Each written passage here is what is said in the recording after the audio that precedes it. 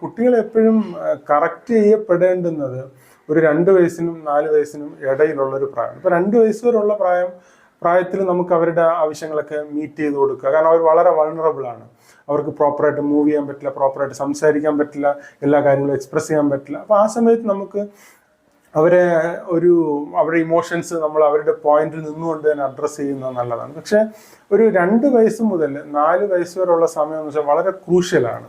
കാരണം ഈ പേഴ്സണാലിറ്റി ഡെവലപ്മെന്റിന്റെ ഏറ്റവും സമയമാണ്.